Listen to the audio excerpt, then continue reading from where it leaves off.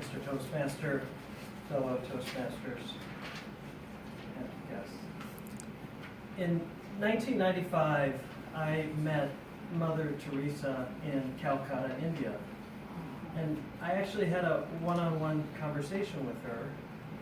And the way it worked out, it was only her and me. There was no one else around. And at the end of our conversation, she put her hand on my head and gave me a long blessing. And I figured that if my hair didn't grow back from that, then nothing would. And that is a true story.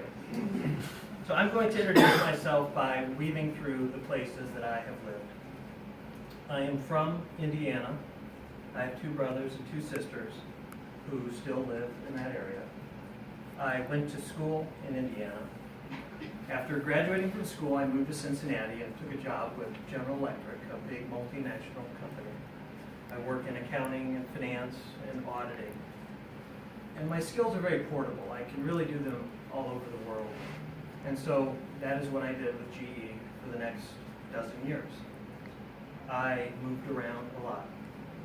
I lived in Great Britain, South Carolina, Massachusetts, California, among a few other places. But probably the most impactful place that I lived was Nadia, India. Nadia is in the hinterlands of India.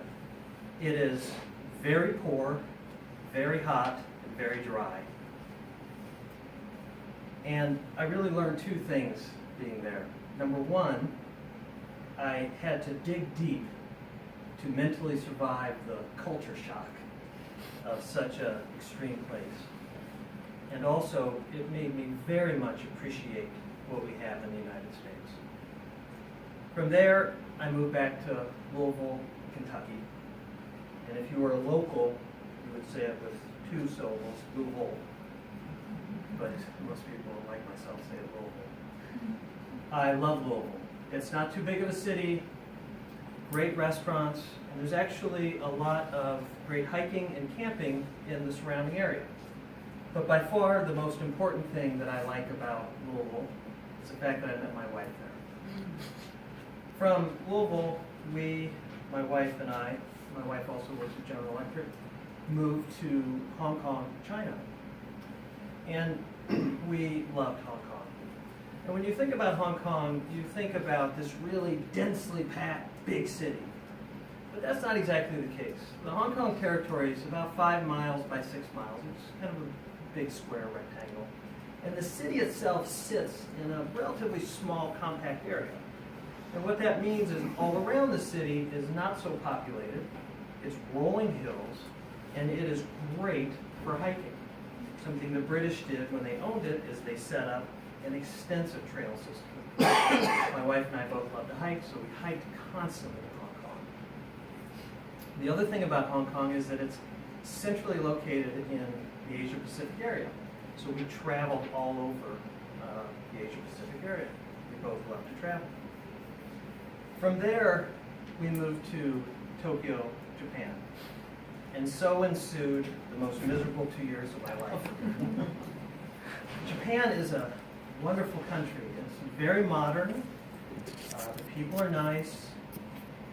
Great outdoors, great skiing, great hiking. But there were several things that were very negative. Number 1, Tokyo is a massive city. You can drive for hours and you'll still be in the city. The other thing is that the work environment is so difficult. Americans are very direct, to the point. Japanese are exactly opposite. They deflect such behavior. It's very difficult for an American to work in that culture. You never feel like you're getting the truth. Also, unbeknownst to me at the time, the Japanese as a population really don't speak very good English. And shame on me, I don't speak very good Japanese. And it is very difficult to communicate and to operate in a business environment when it's hard to talk and communicate. And lastly, the group that I worked with was not very valued within the company, the General Electric subsidiary that I worked for. and that was a little demoralizing.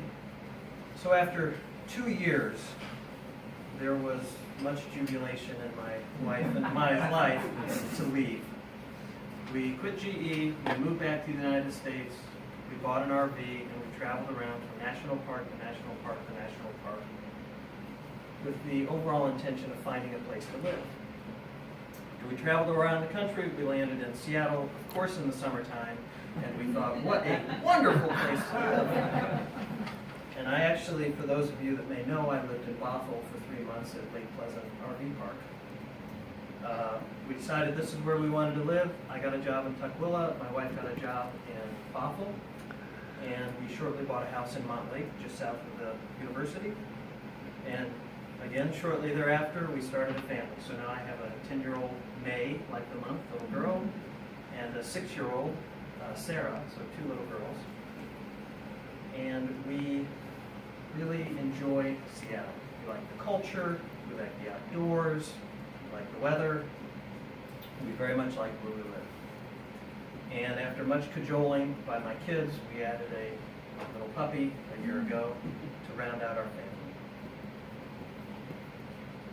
So after much travel, we've landed in Seattle. We've stayed here for a dozen years, and this is home.